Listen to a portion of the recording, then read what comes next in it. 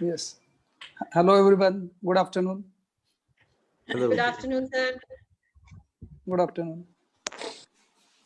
We had few students from Nagpur last batch. Oh, Yeah, that's great. yeah. So And sir, they did work, and he did work on water only. So I think he's here. Just Oh. now. yeah. There. Soham. We, So, okay. Right. Yeah, And I we also have had another- some interns, I don't know whether- from SAFE University. Yeah. Yes, We had Pratika was there. Kratika Yeah. came for her summer internship. Right. Last- Right. Right. She should be joining in a while. So she hasn't yet joined. But Okay.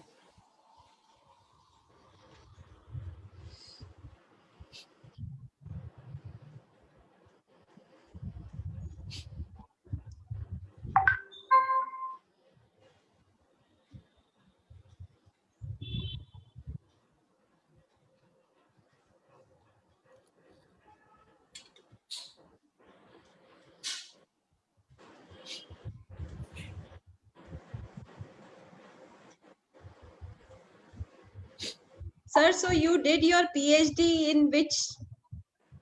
Urban man. It is in administrative communication strategies in local self-government. Oh, Oh. I'm basically a student of literature, MA in English literature, okay. and did my LLB also, but I did PhD in communication, Okay. and that too That's with special reference to local self-government. That's wonderful. That's a quite Thank you. in topic these days. And- Yeah. It was quite a virgin topic. Yeah. And so you did remarkably well as Smart City CEO, Nagpur. Nagpur was right at the top. Yeah, it was. As long as I was there, it was right at the Yeah, top. now of course there are Yeah. some, Issues. Yeah, some- it happens. It Yeah. always happens.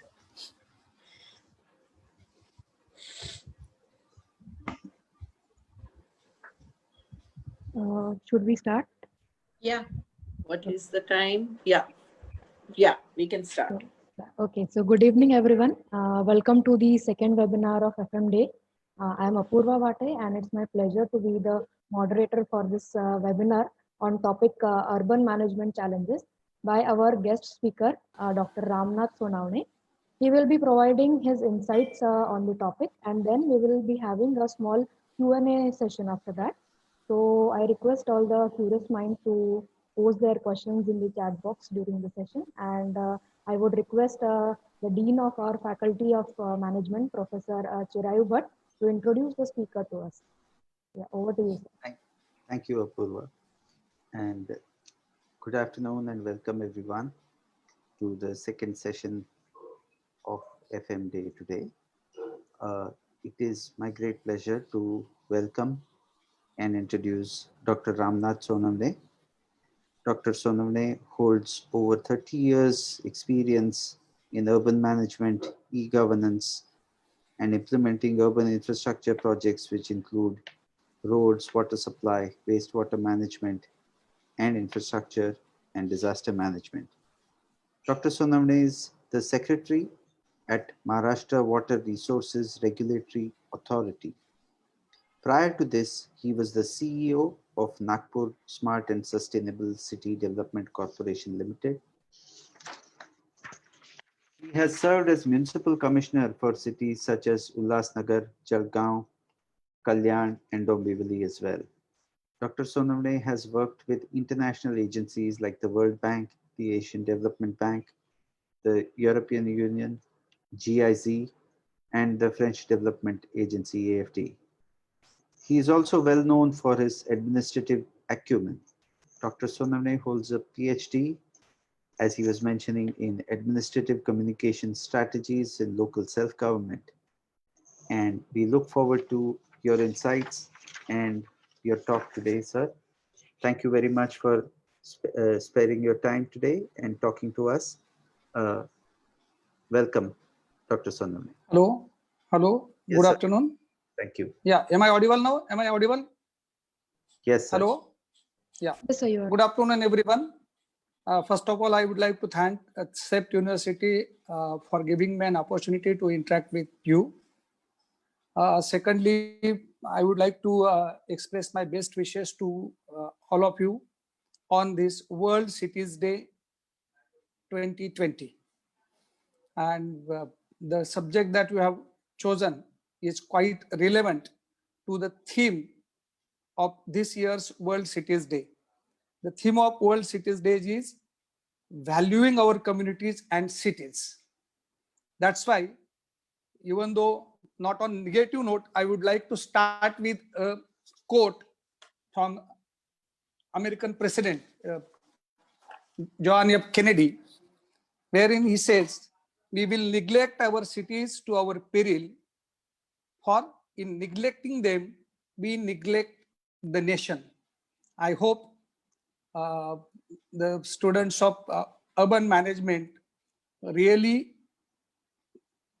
know the importance of cities, the importance of urbanization, and in the light of this statement, I think they will understand how important it is to serve the cities in future.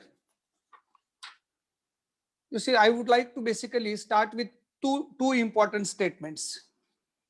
All of you know, at the students of urban management, you know, we often talk about the employment opportunities available in the cities. And that's why we call cities as engines of growth.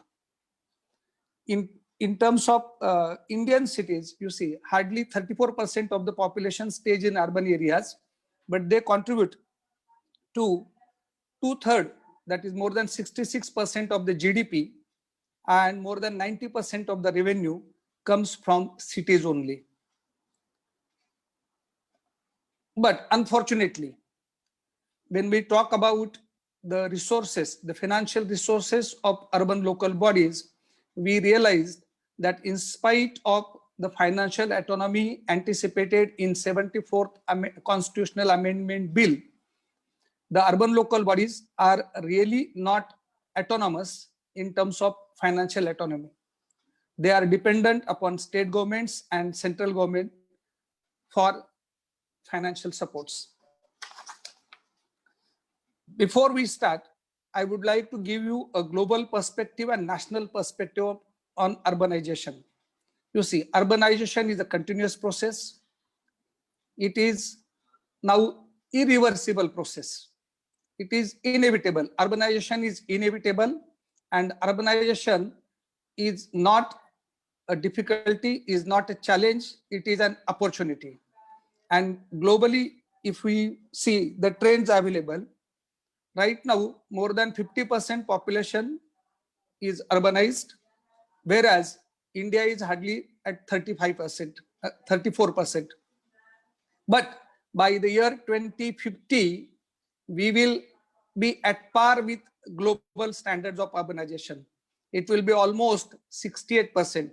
By 2050, globally, 68% of the population will be staying in urban areas. In India too, nearly 68% population will stay in urban areas. But when we talk about cities, the smaller urban areas and urban areas, that we will realize that in 1990, there were hardly 10 cities with near about 10 million plus, that is more than 1 crore population. In 2018, as per 2018, there are 33 cities which are 10 million plus cities, which are mega cities. And by the year 2030, all over the world, there will be 43 cities. This graph will give you the idea of urban population less than 5 lakh, more than 5 lakh and less than 10 lakhs, more than 10 lakhs and less than 50 lakhs, 50 lakh to 1 crore and 1 crore plus. So by the year 2030, all over the world, nearly 43 cities will be 10 million plus cities. So this shows that urbanization is growing at a faster pace, at a rapid pace. Even if we see the rural urban population divide, you see right now in India, rural population is more than the urban population. Worldwide also, it is almost equal, but by the year 2050, nearly 70%, 68 to 70% population will be urban population. Before I go to what is urban management, I would like to talk about urban governance. You see, urban governance refers to how government, local, regional, and national, and stakeholders. Stakeholders means the citizens, the political leadership, the administrative machinery that is working in it, how the stakeholders decide how to plan, finance, and manage urban areas. It involves a continuous process of negotiations and contestations over the allocation of social and material resources and political power. You say urban governance, that is good governance, is most important to bring about a change, bring transformation in urban lives, in the lives of urban people, lives of urban citizens. Financial and functional autonomy is a prerequisite. When we talk about the good governance, when we talk about rapid urbanization, the prerequisites are, you see, the urban local bodies must be financially sound. They must be adequately empowered to take policy decisions at local level only. Use of information communication technology is going to play a vital role in improving civic delivery and improving urban management. It is going to be the backbone of the urban management. And see, the ultimate aim of governance should be to reduce human interface so that civic delivery system improves. Urban governance plays a critical role in shaping the physical and social character of urban regions, in shaping character of the cities. It influences the quantity and the quality of the services, civic services, and it improves the efficiency of service delivery. We often talk about transparency, we often talk about efficiency and effectiveness in governance, and it is really, again, a backbone. These three words, accountability, efficiency, and effectiveness, these three words are key to good governance. It also determines the sharing of costs, the sharing of the capital investment that is required for the development. It affects residents' ability to access local governments and engage in decision making, influencing local government accountability and responsiveness to citizens' demands. You see, we often see the citizens grumbling about the quality of civic services. We often see that the citizens have a lot of aspirations, lot of expectations from the local governments, but it is not only the local government which should be blamed for the poor quality of services. It is either ways, both. It's a vicious circle. See, people do not pay taxes because they do not get quality services. And since people do not pay taxes, the local bodies are not in a position to provide quality services to its citizens. So this is the vicious circle which needs to be broken. And that's why, again, management plays important part. Next slide, please. That's why management is more important. You see, there is a difference between governance and management. Governance has more to do with leadership.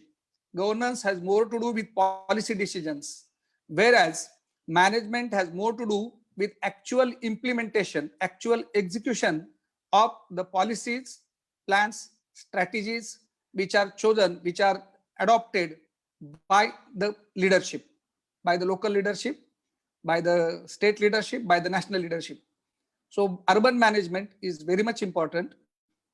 Urban management is very complex field that encompasses strategies, activities, and instruments that make a city work. We often say vibrant cities.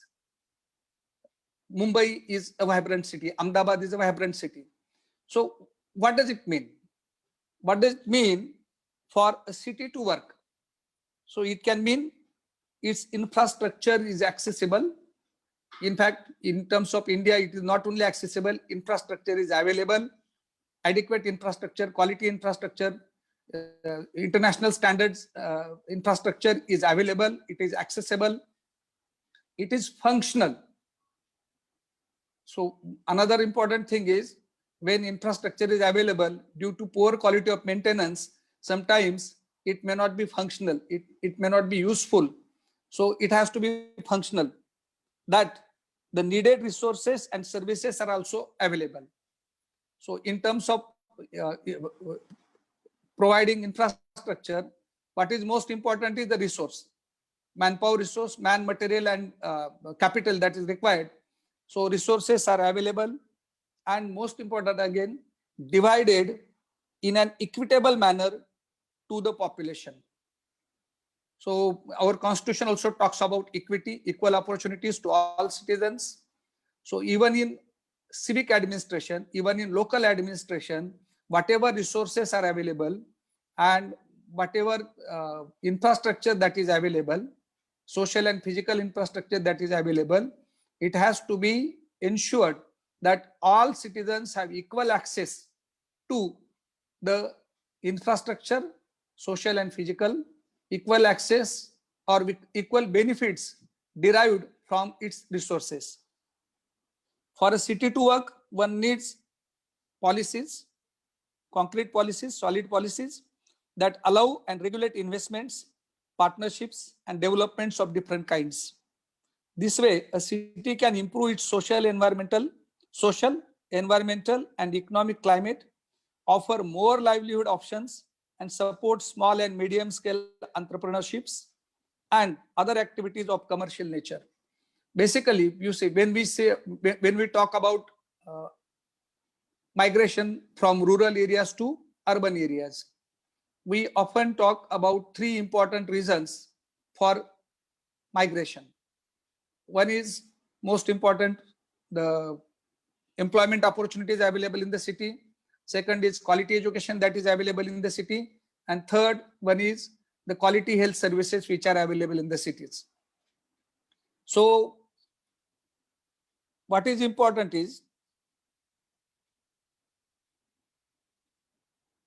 the physical and social infrastructure that is provided by the city must cater to the needs of the people living in the city and must attract the citizens from rural areas in the city.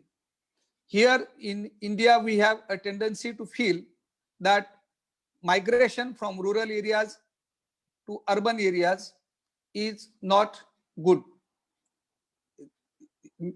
is detrimental to the economy of the country, is detrimental to the growth of the city, but that is not really so. I'll explain it while I come to other management aspects. Improving living conditions. So in urban management, our prime aim should be to improve the standard of living of the citizens. And how it can be done? Most important, shelter is considered as a basic right. That's why a focus is given under even PMAY, Prime Minister's Awas Yojana. Under PMAY, focus is given to ensure by 2022, shelter is available to everyone. Affordable housing scheme, housing schemes for economically weaker sections, housing schemes for below poverty line people. So everyone has a right to shelter, and it is a responsibility of the central, state, and the local governments to ensure that housing is affordable and housing is made available to all. Having affordable and accessible housing options, and considering the environmental sustainability, waste management, green areas conservation, climate change mitigation, adaptations. All these aspects need to be planned and managed at local administrative level, but with wider context in mind. So when we talk about cities, we have to ensure that all these factors are considered while planning the cities. That's why I have enlisted few aspects of urban management. What is governance that I have covered, what is urban management that I have covered, but which are basic aspects. Since you are students of urban planning, you need to understand that while planning a city, it is not only the boundary mark that distinguishes a rural area from the urban area. It is not only the boundary line that really makes a difference. The difference is in terms of the quality of infrastructure that is available, quality of health facilities available, the quality of educational institutions available in a particular city. That's why most important thing for any city is its land use planning, its land use management, spatial planning. So that is required, and we prepare development plans for that. But unfortunately, if we really evaluate the implementation part of a development plan, I will come to it later on. Implementation part, the implementation is very poor. Therein, the management plays a role. The management skills of the executives, the management skills of the manpower that is available in particular city, it plays important role. Second is social and physical infrastructure. Physical infrastructure means road, water supply, sewage system, hospitals. Social infrastructure is schools, recreation facilities. So this is very much important in a city. Whenever we see, we conceive the concept of city, whenever we think of city, we mean any citizen, whenever he thinks of a city, he means or he expects good wide roads, tall buildings, better recreation facilities, playgrounds, gardens. So social and physical infrastructure management. Again, liquid waste management and solid waste management. It's also important aspect of urban management. Water management, wastewater management, and solid waste management. Biomedical waste management, even e-waste management will be key challenges before the executives of urban local bodies, before the city managers. Resource management, both manpower as well as financial resources, as well as natural resources which are available in that particular city. Disaster management. This is again a very vast subject to talk about, but whenever we think of disaster, at urban local body level, we only think of fire stations and firefighting equipments. It is not limited to fire stations and firefighting equipments. It is a much wider concept, and we have to deal with other natural disasters like earthquake, tsunamis, floods, tempests, and we have to also deal with the epidemics and pandemics. Again, I will talk about it in detail. Right now, I do not want to be in a critical mode, but I have to be very candid and honest while I speak. So what is management, that let me discuss, and what is a ground reality, that I will discuss later on. Again, environmental management. So in terms of environmental management, the green cover in the city, that is very much important. The tree man ratio or tree population ratio, that is very much important. The air quality of the city is very much important. The water quality of the city is very much important. Noise and sound pollution is very important. Civic service delivery. That is again the area wherein even today citizens have to go to the doorsteps of the administrators. Citizens have to go to the regional offices or head offices of the urban local bodies. This is one area wherein the executives, the chief executives of the local bodies will have to actually plan and manage civic delivery systems, will have to improve civic delivery system. They will have to increase the speed and efficiency. They will also have to ensure transparency in civic delivery system, and again governance, again that I talked about, which is a leadership, a political leadership, administrative leadership. These are the aspects of urban management. And now this is the area which I like most. What are the challenges today? What is the ground reality? I really, you see, this is one-way communication right now. But when I interact, I would like to ask you a basic question. Are we really urbanized in truest sense?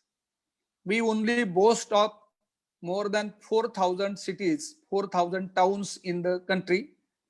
All over the country, there are more than 4,000 towns with a population of more than 15,000 plus, up to almost 1.5 crore. But are we really urbanized? Are all cities, as compared to Europe, as compared to America, or as compared to an Asian cities like Singapore, are we really urbanized? 40% of the population still lives in slums. 40% of the population is still below poverty line. It has come down, no doubt, but it is still below. 40% population is below poverty line. Is there malnutrition only in tribal areas, or is there malnutrition, the problem of malnutrition in even, hello? Hello? Hello? Yes, sir, we can hear you. We can hear you, sir. Okay. Yeah. There was some disturbance. Yeah. Sir, can you just move the camera a little bit? We can't see your face full. Oh, okay. Yeah. Is it okay now?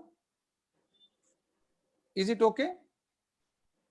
Little No. more upwards, I think. Little more upwards, sir. We can see your hands and half the face. Okay. Is it okay now? No. Better. No. But Better, still, but not yet okay. Yeah. Okay. Is it okay now? So your hand is in Hello? front of the camera. Your hand. Okay. Yeah. Better. Yeah. Better. Okay. it's much Yeah, better. better. Yeah. So what are the challenges?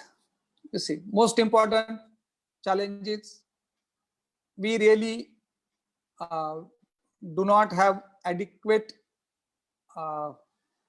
plans, policies in place before we start implementing infrastructure projects. We do not have adequate social infrastructure available. The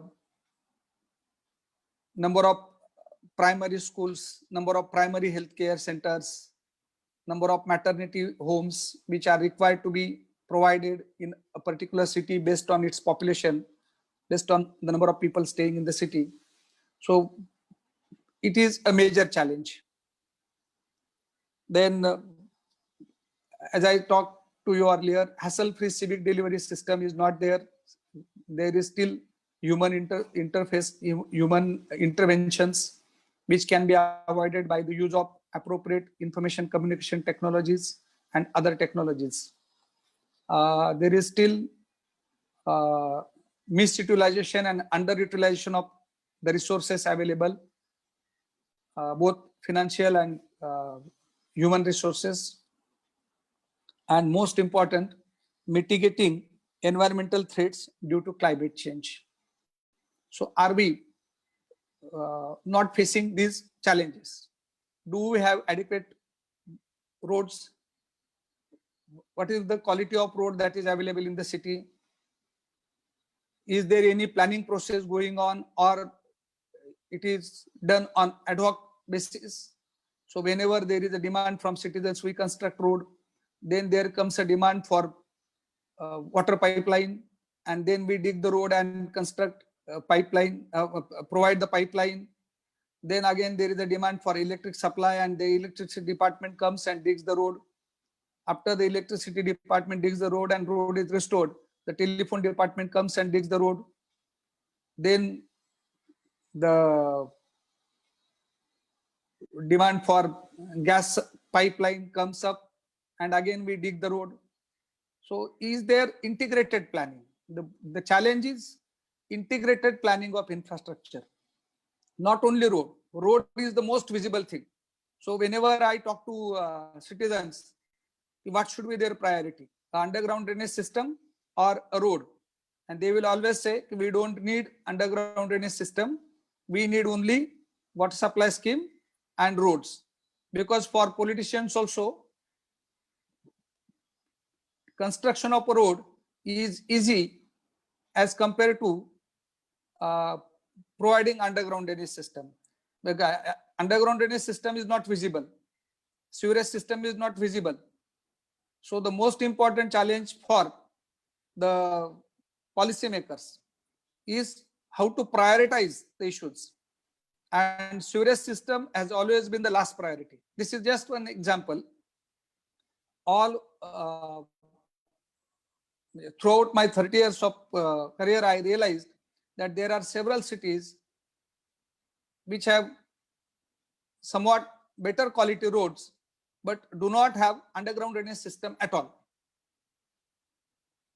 So if the city doesn't have a sewerage system, it poses a lot of health hazards, lot of health challenges, health problems to the citizens. So these challenges are to be addressed by the executives, by the city managers, by adopting adequate management tools, by adhering to appropriate management tools. And a city planning is not a planning for 1 year, is not a planning for 5 years. It is a planning for generations to come. Not only the present generation, it has to be a planning for generations to come. And that's why I give a lot of importance to land use planning. And you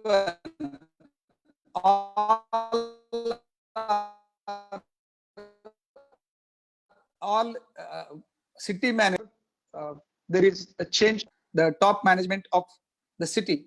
You see, after every 5 years, the elected representative change, and after almost every 3 years, or sometimes midterm transfers do happen.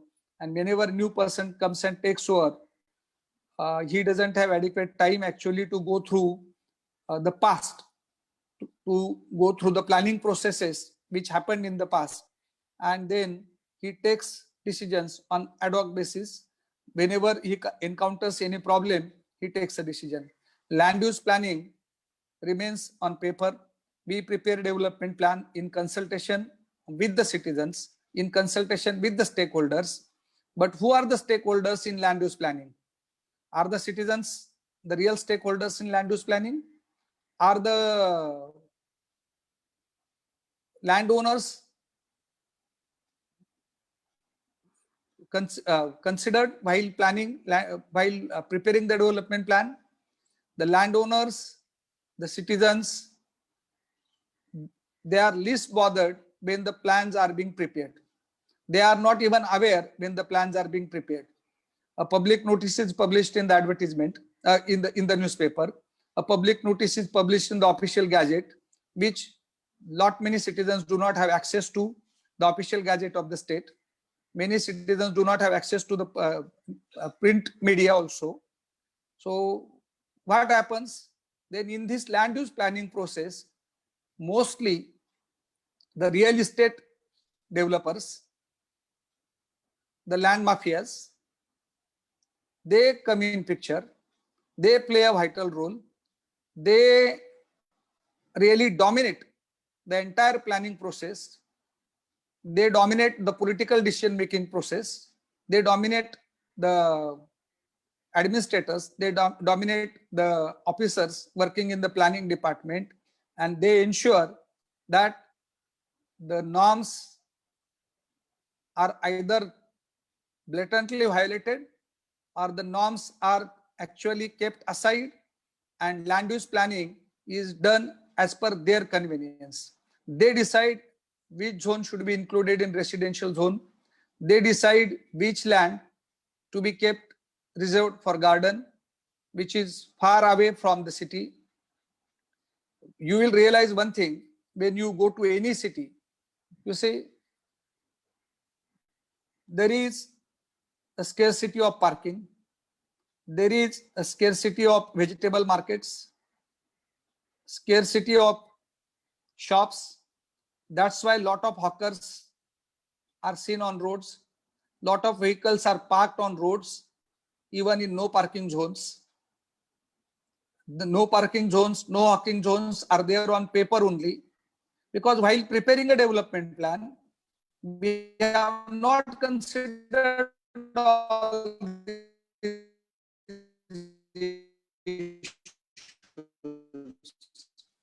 So land use years, it is prepared in a span of 1 year or 2 years. And as I said earlier, I'm sorry to use the word, but land mafias really play very crucial role, really dominate the entire planning process of that particular city. And ultimately the result is the development plan remains on paper. It is never implemented. You take example of any city, and I bet a development plan prepared for 20 years, only 15% of its reservations, 15% of land which is designated for public purpose is acquired and put to public use. Remaining reservations remain on paper, and over a period of time, due to some legal provisions, the reservations lapse. So land acquisition is also most important, but due to the new law, the stringent law, land acquisition has become very difficult.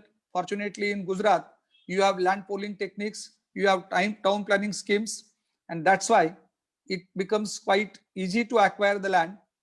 But in rest of India, in most of the states, town planning schemes are not at all implemented, or implemented with less enthusiasm, less zeal, less dedication, less devotion.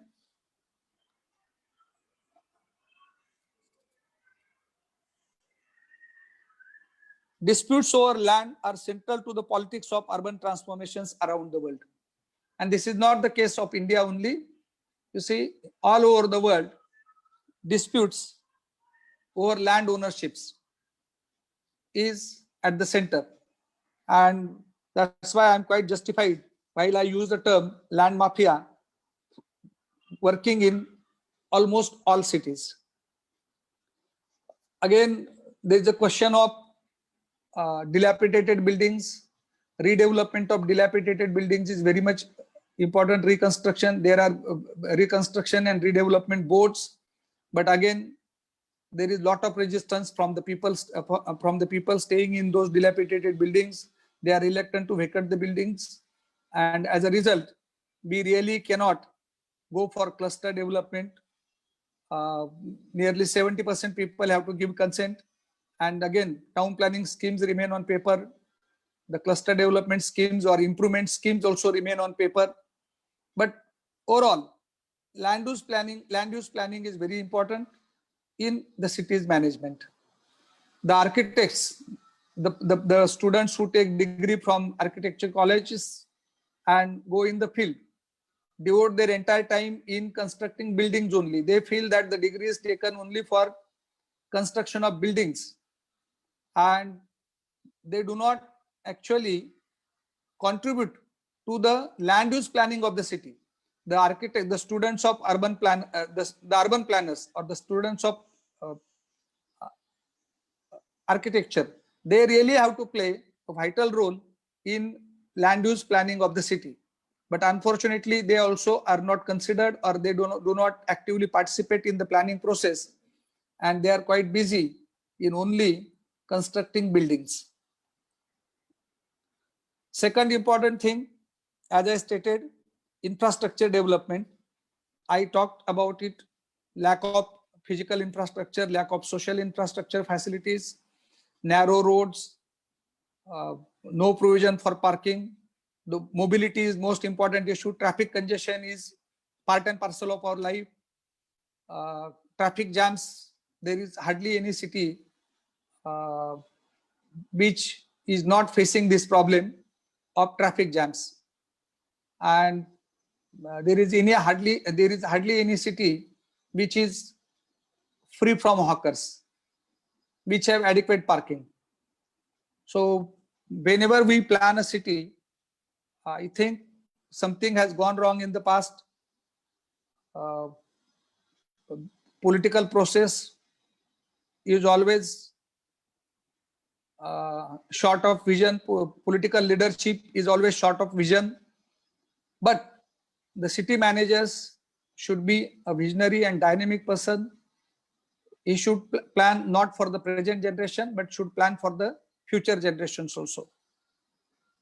So infrastructure development, again, whenever we talk about infrastructure, it is always road, which takes the first priority, then water supply. You see, I have studied the water supply schemes of 100 smart cities, and it is not due to shortage of water that the cities or the citizens are facing water crisis. In 94 out of those 100 smart cities selected under Smart City Mission, in 94 cities, they have more than adequate water available. It is a problem with the distribution network. Nearly 20% of the citizens do not get piped water supply. And again, there is a lobby, tanker mafias. You see, whenever I think of a city, there are land mafias, there are tanker mafias, there are slum lords, there are groups for tax evasions. So in terms of water, adequate quantity of water is available, but still some areas do not have pipe network. And that's why the people have to depend on either well water or tanker water. And tanker is the source which is beneficial, only to the tanker owners and not to the citizens. Forget about the quality of water that is provided to tanker, quality or quantity, but most important, even citizens have to wait for hours, and even during night time, they have to actually fetch water from tankers. So this is unfortunate. About sewerage system, I talked. Even a city like Mumbai doesn't have 100% sewerage coverage. And today you must have read in the newspaper that Mumbai city the city corporation has been fined 30 crore rupees by NGT for polluting water sources, because almost 200 MLD of wastewater is discharged in creeks and sea without treatment. So sewerage treatment is another issue. Parking deficiency in almost all cities with no provisions of hawker.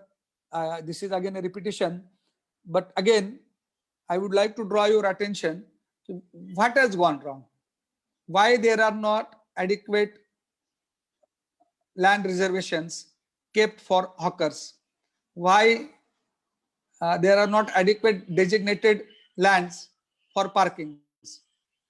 So while planning, only we had drawn some lines depicting roads, depicting some parcels of lands reserved for gardens, depicting some parcels of lands reserved for playgrounds, depicting some parcels of lands reserved for schools, reserved for dispensaries, reserved for PSCs, reserved for some maternity homes.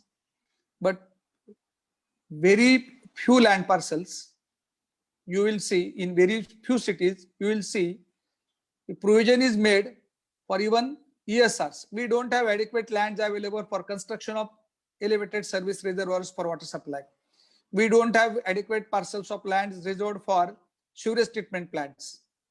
That's why we do not have adequate capacity sewage treatment plants available in the city, because land is not available. Again, when I talk about traffic jams, again, immediate solution which comes to minds of planners is metro rail. And in all cities where it is required or not, in mega cities, metro rails are being provided. It will certainly ease some traffic congestion, but it is huge investment as compared to roads, as compared to vehicular traffic. metro rail will require huge investment. For, you see, as per one estimate, that was done in way back in 2009 2010, we require 39.2 lakh crores. It must have been doubled now for providing quality infrastructure of international standards in our cities. And this number is going to increase day by day, because every year the DSR increases by almost 7 to 10%. So this is just a tentative figure that I have given in order to make you understand that what is the kind of investment, the huge investment that is required, if at all we really want to convert our cities. Forget about smart cities. If we really want to convert our urban areas into the cities with all, or with adequate infrastructure available to all citizens.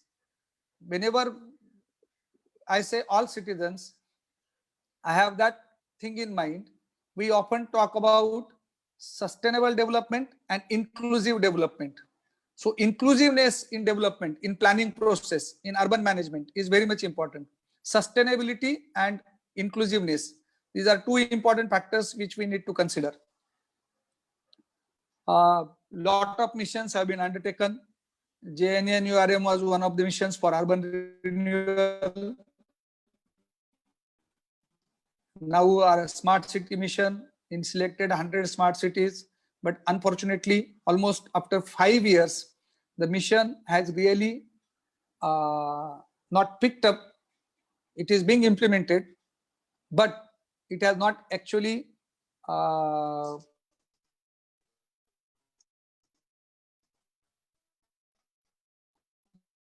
given us desired results. That's why the way forward, what is required to be done? Institutional reforms. Rural tier of government, the state, it ran 74th amendment. Urban local bodies and rural local bodies have been recognized as constitutional. They are dependent, they are not the decision making process. In terms of decision making process also, they do not have adequate autonomy. In terms of financial resources, they cannot really levy any tax. They can levy the tax which is only allowed by the statute, by the legislature, by the state legislature. So institutional reforms are required. And what is important is, you see, the existing structure, the political and administrative structure needs to be changed. By changing the boundaries of the city, city doesn't grow. By increasing or decreasing the boundaries of the city, city doesn't grow. What is required is a committed bureaucracy. I often say there are three things required in democracy: a political will, a public will, and a bureaucratic will. So there is always the public will. People always aspire for higher things. People in India, people in urban areas, in urban India, they want services of international standards. Whenever they talk about political autonomy, they say we are the local government. But for resources, they depend upon the central government and the state governments. So if at all infrastructure is, quality infrastructure is to be provided, the revenue from the city should be, it means the capital requirement required for providing international standard infrastructure. The central governments collect taxes from the cities, but in return give only part of it to the city. Even the state governments collect taxes, but in return give very less to the cities. That's why, as per the recommendations of the Administrative Reforms Commission, institutional reforms are required. The structure of urban local body has to be actually changed, and we need to actually adopt the European system, wherein the political system, political leadership, like you said, the mayor of city of New York, he is the executive head. He has both the powers to make policy decisions and ensure that the decisions are implemented. So in India, we have a different system wherein mayor is only a ceremonial head. Elected body has only right to actually take decisions, but it is also limited by certain sections of the law. So institutional reforms are required, and I feel that we need to adopt either American system wherein local bodies have adequate powers, has adequate financial autonomy, and they are vested with powers to take any decision that is required in the interest of the cities. The interest of the citizens are of prime importance there. Then a planning process has to be integrated. By integrated planning, I mean whenever you construct a road, you make provision for utilities like water, sewerage, electricity, gas, telecommunication, and do it at once. Once the road is constructed, then you should not have to actually dig it again and waste public money. So integrated planning is required, integrated planning for all sectors, housing, education, health. So integrated planning for all sectors is required. Unfortunately, in urban local bodies, the employees once recruited hardly get any training. Their paper qualification is there, no doubt, but the skills which are required to perform their day-to-day duties is never imparted to them. The degrees that we take in colleges only demonstrate our abilities, only provide us a certificate that you have gained a bookish knowledge, whereas field level knowledge which is required, hand-on experience which is required, is not at all there. And therefore you may have adequate number of engineers in your organization, you may have adequate number of planners, urban planners in your organization, but if they are not abreast of time, if they do not keep their knowledge updated, then it is meaningless. A person is recruited, he gets promoted, and he gets retired. Over a span of 30 to 35 years that he spends in organization, what is that he has contributed? And the answer is almost, in terms of 80 to 90% people, the answer is always that he has contributed nothing. He has proved to be a burden on the organization.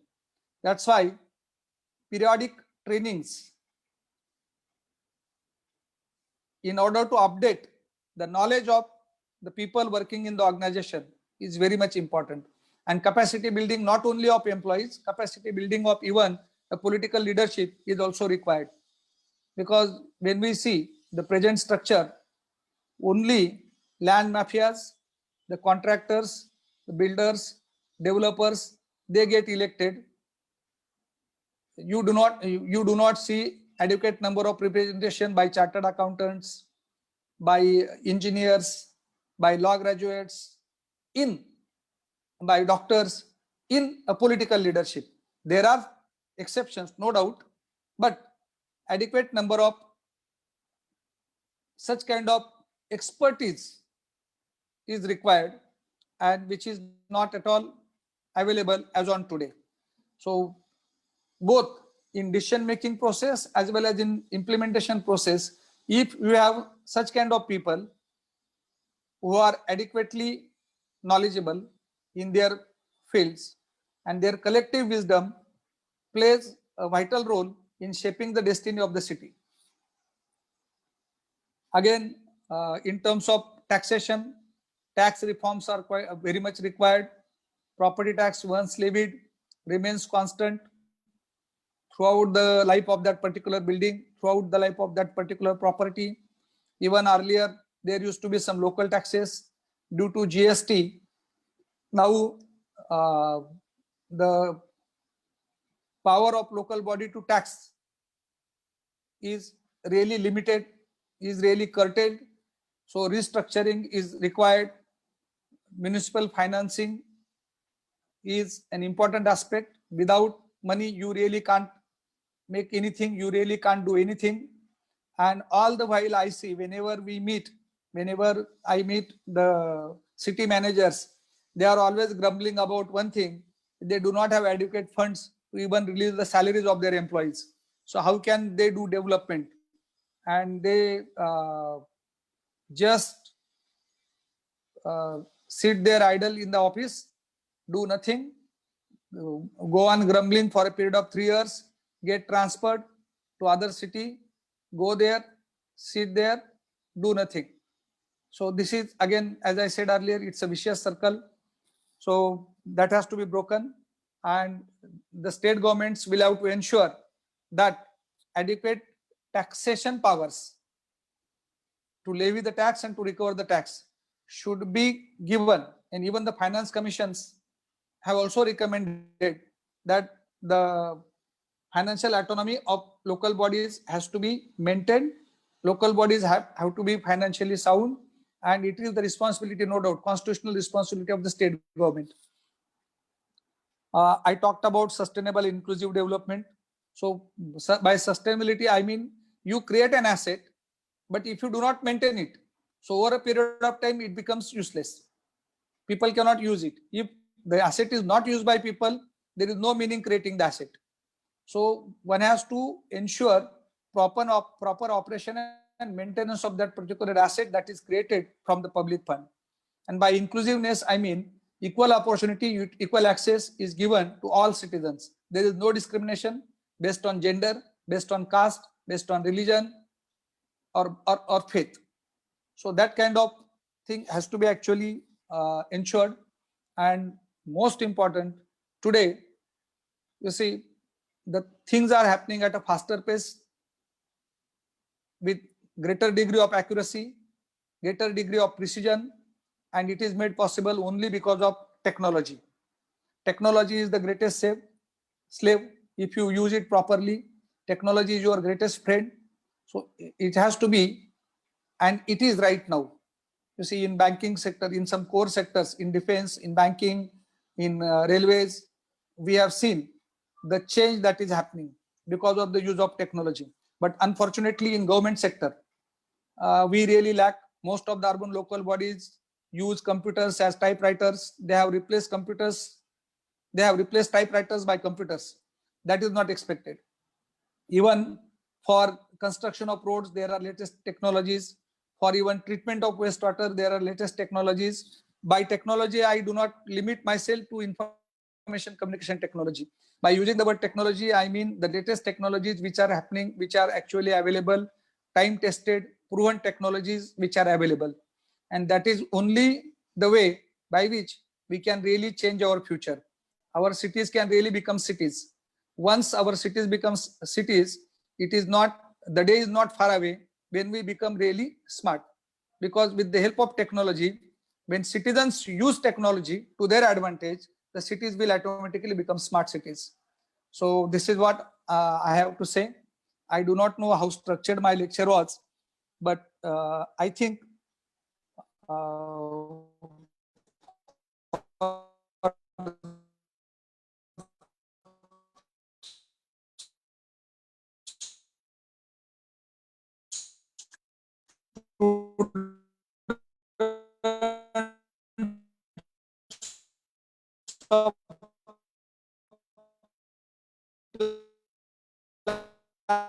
planning is urban planning is, do we have adequate infrastructure, international standard infrastructure available? The question is, you see, has to be answered in negative. In India, there are hardly few cities, exceptions like Chandigarh, exceptions like New Bombay, exceptions like Luton's Delhi. There are hardly any city which can really be called as urban area. We are living in glorified slums, or we are living in glorified rural areas. Some cities, you see, if you see the peri-urban area or the fringe development along the city, you will notice what I say. There are no roads even today in city like Mumbai, in city like Nagpur. People do not have even access to clean drinking water. People do not have access to electricity in some slums. People do not have access to good roads. So urbanization in India is still in infant stage. We are not truly urbanized, even if 34% of the population is staying in urban areas. Pardon me if at all I have said something which might have hurt your feelings, but I think Dr. Gayatri expected me to be very candid. I am one person who believes that the things will change, but first and foremost, we need to change our attitude. We are living in cities, but not in the cities of European standards or American standards. Thank you. That was a wonderful session, sir, knowing the different arenas of your work and the current scenarios of the urban infrastructure that lies in our cities. So we shall proceed with the Q&A session. We'll limit to few questions Yes, please. due to the time constraint. So first question is Yeah, I from- have taken 15 minutes more. yeah, so that's fine. Yeah, okay. So first question is from Kunal. So he asked, Yes. the urbanization forecast is based on the migration statistics, or it also takes in the rural region, which may upgrade in the future, or the agglomerations they will be merged in. If so, how is it decided whether those rural areas are going to upgrade and become urban, or how far the reach of these urban agglomerations will be? You see, it is based on the statistics available or collected during census. So during after every 10 years, we conduct census of population, and therein we come to know the trends, available trends of migration. So people migrate from one city to another city. People migrate from village to town. So it depends on the previous trends. Yes, sir. Thank you, sir. So a population projection, you see, urbanization projection is based on that only. Sir, the next question is from Karanveer Singh. So he says, do you believe that the property tax collection method should be standardized? If yes, then what can be the immediate measure and what categorization should be made in terms of collection, be it public or private, and according to economic status of method? Yes, I do agree that the present system of property tax assessment is really bad in law also, because it is based on rental value. Most of the states have accepted capital value based assessment, but again it is static. So it should not be static. The value of the property always increases, and it increases with several factors. So if you provide better infrastructure, the moment good road is provided, the value of the property goes up. The moment the metro rail station comes up, the value of the property goes up. A moment school or college comes up near your property, the value of the property goes up. The moment there is garden developed around your vicinity, then the property value goes up. Even if you consider ready reckoner values, every year the ready reckoner value of land goes up. So property is attached, a building is attached to a land. So value of the property always goes up. So across the country, there should be one single method, because Constitution talks about equity.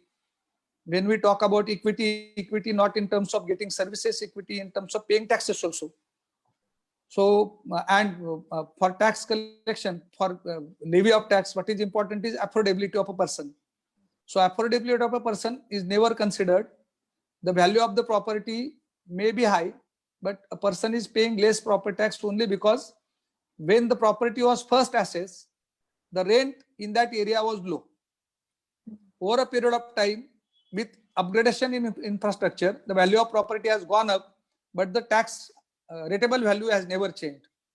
So we need to actually change the laws. adopt capital value-based system throughout the country, not in particular state, throughout the country, not in particular local body, throughout the country. And we need to really streamline the process in such a way that the citizens pay taxes before the due date. So we need to incentivize the citizens who pay the taxes before the due date. Sir, so relating to this, there is another question that Yes, as please. we know, e-governance is the need of the hour. But in case Yeah. of Indian scenario where majority of the population is illiterate or poor, so how can we design these initiatives in a way so as to cater to that population?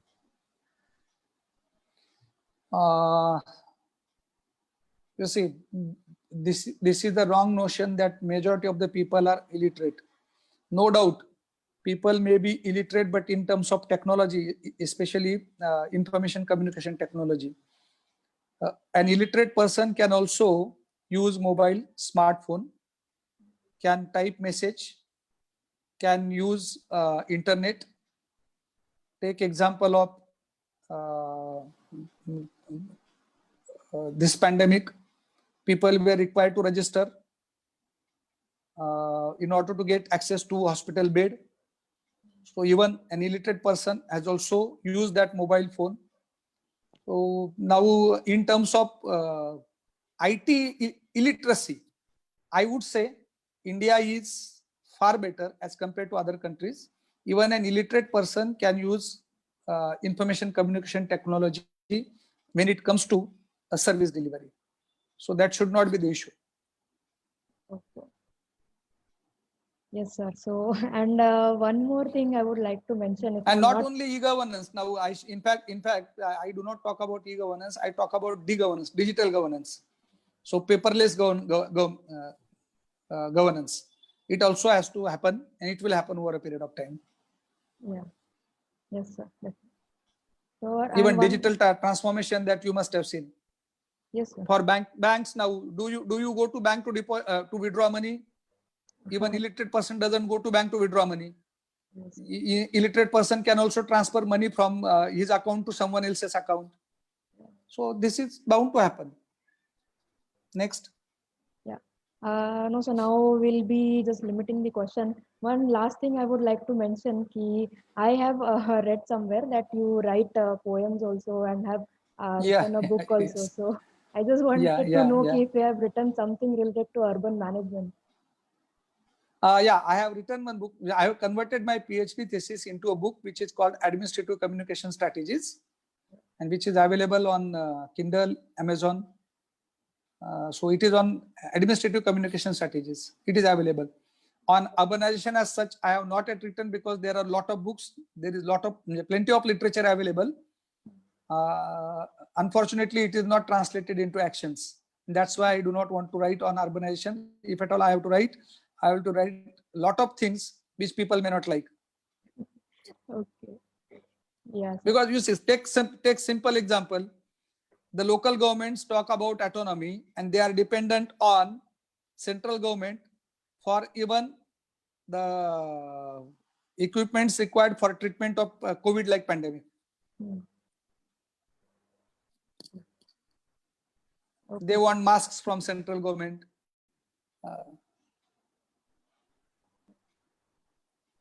So I have not written. There are a lot of things which can be written. I do write poems, I do write plays, but I have not yet ventured in writing something on urban management. Okay, sir. Sir, may I say something? Yes, please. This is Chirayu. I just wanted to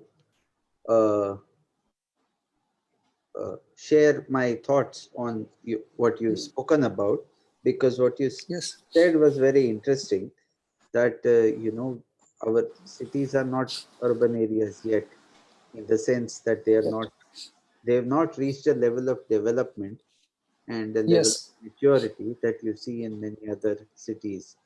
And I agree with you for most part, because just this morning in the other lecture, we were talking about how cities have grown and evolved. And you would know that, in the early 20th century, a lot of the European cities were also in bad shape, because of industrialization and Yes. because of they were going through urbanization at that point in the early 20th Yes. century, and they were falling apart for most part. I mean, if you read the Yeah. early novels that describe London and New York, they are all Yeah.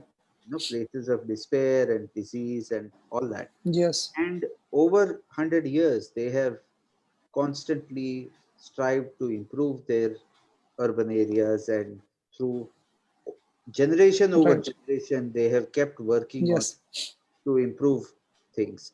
And now, today, you see, they are in some way models. They are best places to live for, across the world. Many of those cities. Some have not done well, Yes. even so. So I would, for all our students and our alums, I think the way to look at this is to take this on as a challenge, and to see Yeah. what we can do to improve this situation in our lifetimes. I think Yeah. that's the way to take this on. It is there are lots of problems, many of which Ramnathji has mentioned, and a lot of issues that need focused attention by Yes. professionals, urban managers, Yes. urban designers, architects, planners. Everybody has a role, and there is lots to do. So the good thing is there is no dearth of work. There is enough work Yes. for everybody and more. And it's just up to us to take on this challenge and see what we can do in our lifetimes and before we hand over the baton to the next generation. Right. You are very right. You should take this as a challenge. That's why I made a statement earlier. Yeah, urbanization is not a problem. It is an opportunity. Yes, sir, absolutely. Yes. So I would like to conclude the session here. So being the upcoming urban managers, we are glad that we could have a session of you sharing your thoughts and your working style with clarity ki what should be the direction for achieving our goals with overcoming the challenges in the urban realm. So yeah, big thank you from all of us, from all the students of SEP, and thank you for sparing time from your busy schedule and endowing us with the knowledge. And Yes. yeah. Thank you, Mr. Bhatt. Thank you, Dr. Gayatri. Thank you. And thank you, Shantanu. I should thank Shantanu also. Thank you, Shantanu. Yeah, Yes, thank sir. you, sir. Thank you. And now we shall proceed with the other events after a small break of 15 minutes. Just okay. Thank See you. you Bye. all in the next you. event. Thank you very much. Bye bye.